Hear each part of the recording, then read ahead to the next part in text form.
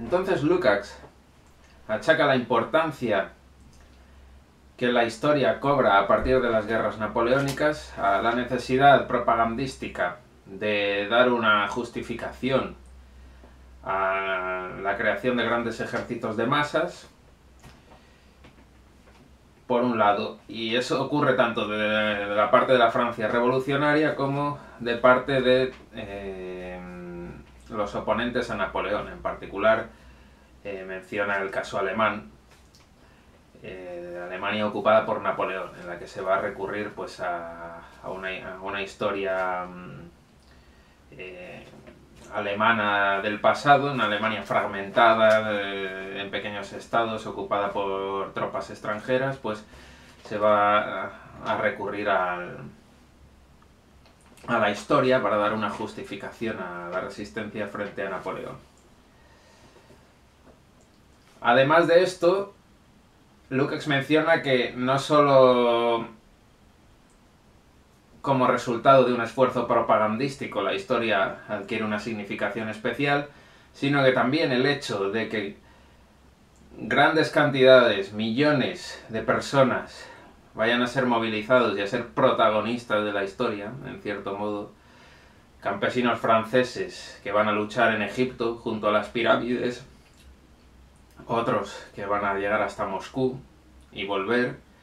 y a su vez tropas alemanas, tropas rusas que van a entrar en París después, pues eso va a dar a millones de personas una vivencia de la historia que antes estaba reservada a grupos mucho más pequeños. Tras la derrota de Napoleón, la victoria de la Santa Alianza y la restauración monárquica en Francia, va a haber una corriente de pensadores contrarrevolucionarios, de los cuales los nombres más importantes pues son Joseph de Maistre o Chateaubriand, que van a utilizar la historia en su argumentación frente a la Ilustración que había justificado la Revolución Francesa. Esta argumentación va a seguir las líneas siguientes. Estos autores van a acusar a los ilustrados de estar haciendo un gran ejercicio de arrogancia al creer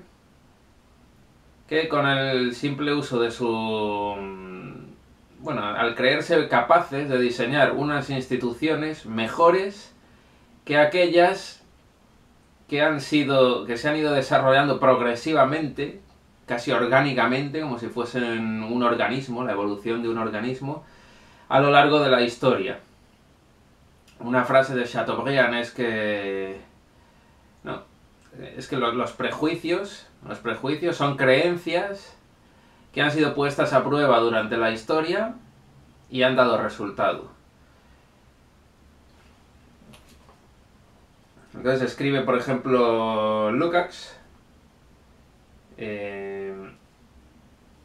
que estos autores, para ellos la historia viene a ser un crecimiento orgánico, tranquilo, imperceptible, natural. En otras palabras, una evolución de la sociedad que es en el fondo una quietud que nada altera. Entonces van a acusar a la Ilustración de tener un espíritu abstracto y no histórico, es decir, de creer ser capaces de diseñar unas instituciones mejores que las instituciones del antiguo régimen, que las instituciones feudales, digamos, las cuales, aunque tengan sus defectos, son el resultado de un largo proceso histórico y de una adaptación a las condiciones cambiantes. Esto es un poco como un cirujano que, sin saber muy bien para qué funciona cada órgano, por qué los órganos están conectados como están, pues abriese una persona y empezase a eliminar órganos que creyese que no tienen ninguna utilidad, o a conectar órganos de una manera diferente. Pues el resultado lo más probable es que no fuese muy positivo. Esto es lo mismo que dicen estos autores sobre la Ilustración. Después, sobre todo en países como Alemania y Polonia, etcétera, países en los que las instituciones del antiguo régimen están asociadas, bien en Alemania, a una fragmentación nacional, bien en Polonia a una ocupación de potencias extranjeras, pues en estos países y con motivo de las revoluciones de 1830 o paralelamente a las revoluciones de 1830 y 1848 van a surgir corrientes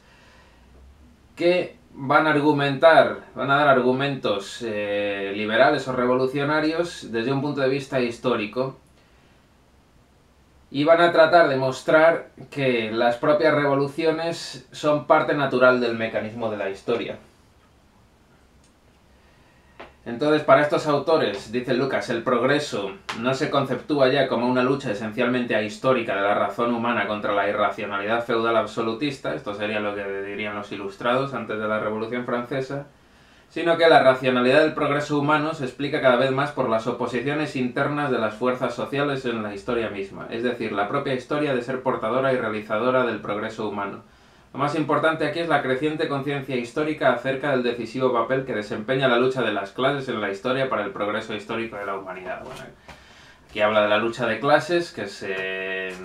para Marx el motor de la historia, pero en esta época hay que mencionar primero a autores como Fichte o como Hegel, que proponen una especie de mecanismo de la historia que explica la sucesión de las distintas épocas históricas.